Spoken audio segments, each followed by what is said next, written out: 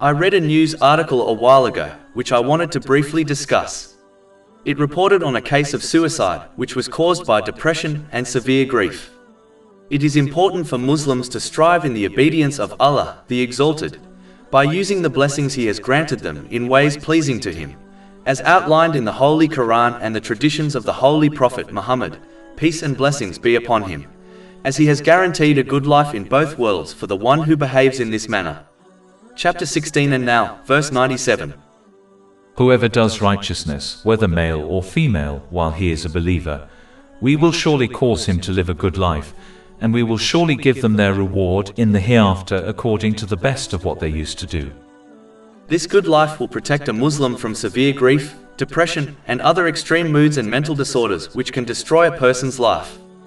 Even though Muslims will face difficulties which will sadden them, but if they obey Allah, the Exalted, this sadness will never become extreme and affect their entire life on a long-term basis.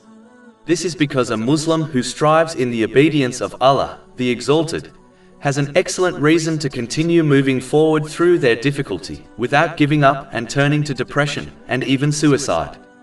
For example, they look forward to the countless reward which will be granted to the patient. Chapter 39 Az-Zumar, verse 10. Indeed, the patient will be given their reward without account, i.e., limit. Whereas, the Muslim who does not strive in the obedience of Allah, the Exalted, and only claims the title of being a Muslim with their tongue, will not be granted this attitude and a good life.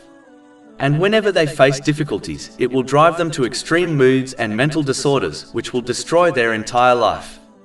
This can even apply to those who only fulfill the basic obligatory duties and fail to utilize the blessings they have been granted in ways pleasing to Allah, the Exalted, such as their time, health and wealth, as they disobey Him through these blessings. Over 400 free ebooks, audiobooks, infographics, podcasts and blogs available on our website, www.shaykhpod.com.